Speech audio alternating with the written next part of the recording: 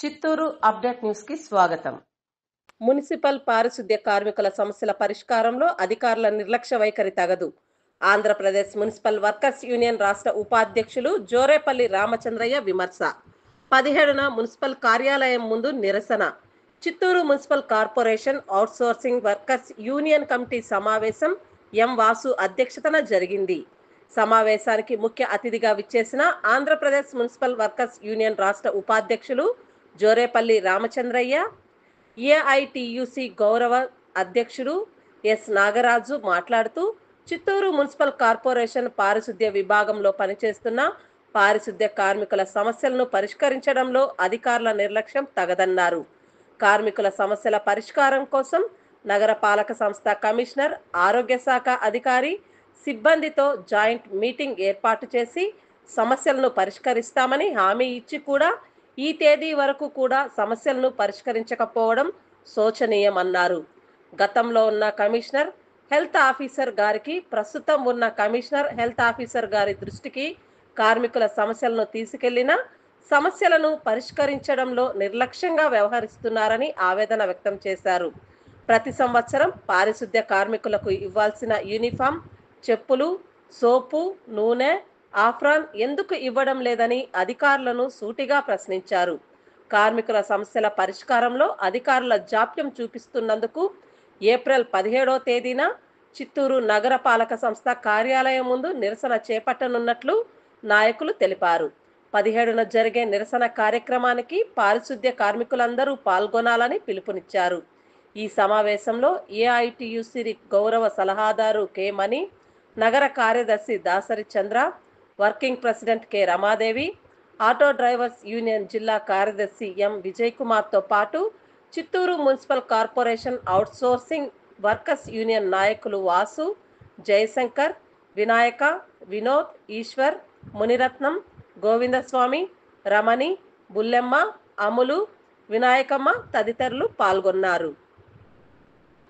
మరి కార్మికులు మాత్రం నిరసన వ్యక్తం చేస్తారు. సమ్మెకలు పోయే పరిస్థితి ఉంది. వెంటనే చిత్తూరు మున్సిపాలిటీలో ఉన్నటువంటి కార్మికుల సమస్యలు పరిష్కారం చేయాలని మరొకసారి కమిషనర్ గారికి విజ్ఞప్తి చేస్తున్నాం. అలాగే ఈరోజు రాష్ట్ర ప్రభుత్వం గత వైఎస్ఆర్ కాంగ్రెస్ ప్రభుత్వంలో మనం 16 రోజులు సమ్మె చేస్తే అగ్రిమెంట్ జరిగింది. మనతో చర్చలు జరిగి చర్చల్లో అగ్రిమెంట్ జరిగింది. ఆ అగ్రిమెంట్లో చేసినటువంటి ఒప్పందం ఇంతవరకు అజెండా, దానికి సంబంధించినటువంటి సర్క్యులర్ అజెండా మనకు అంద చేయలేదు. మరి ఏమి అడిగినాము? మనకు ఆనాటికి కనీస వేతనం 26,000 రూపాయలు మనం అడిగినాం, పర్మనెంట్ చేయమని. సంవత్సరాల కొద్దిగా పనిచేస్తున్నటువంటి కార్మికులను సర్వీస్ పరిగణనలోకి తీసుకొని పరిష్కారం మరి పర్మనెంట్ చేయమని చెప్తుంది. డిఏతో కూడినటువంటి జీతాలు ఇవ్వమని చెప్పి మనం కోరినాం. అదేవిధంగా పర్మనెంట్గా సంబంధించి పర్మనెంట్ ఉద్యోగులకు సంబంధించి సర్వీసు వచ్చి 62 సంవత్సరాలు, అంటే మనకు కూడా 62 సంవత్సరాలు అడిగినాం. రిటైర్డ్ అయిపోయినా చనిపోయినటువంటి కార్మికుల పిల్లలకు ఉద్యోగాలు ఇవ్వమని చెప్పి వాళ్ళని అవకాశంలో చేర్చుకోవాలనేసి మనం అడిగినాం.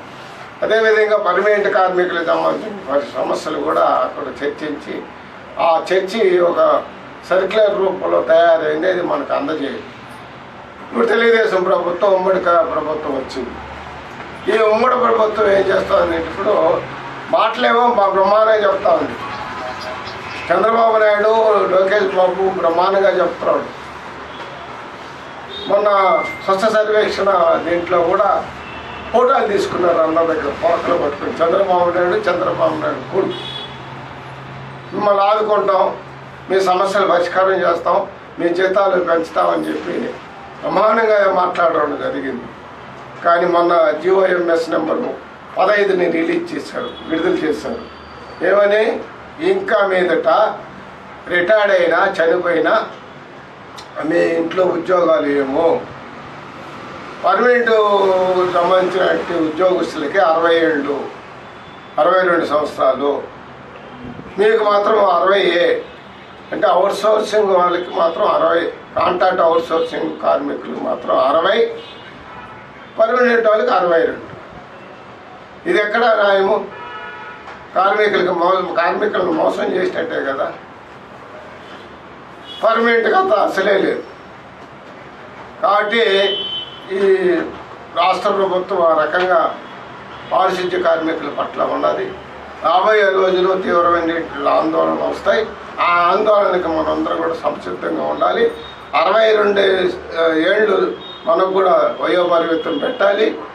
మనం చనిపోయినా రిటైర్డ్ అయిపోయినా మన పిల్లలకు ఉద్యోగాలు వేయాలి.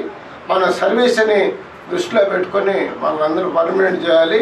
35,000 రూపాయలు కనీస వేతనం మనకు ఇవ్వాలని చెప్పి మరి డిమాండ్ చేస్తున్నాం. దీని ప్రకారంగా మరి ప్రభుత్వ ఉద్యోగులకు మాదిరిగా మనకు కూడా కానీ గవర్నమెంట్ చేయకపోతే తీవ్రమైన ఆందోళనకు దిగుతామనేసి మన మున్సిపల్ వర్కర్స్ యూనియన్గా మరి ప్రభుత్వాన్ని హెచ్చరిస్తున్నాం. ఇది ప్రభుత్వం కూడా తెలుసుకోవాలని చెప్పి విజ్ఞప్తి చేస్తున్నాం.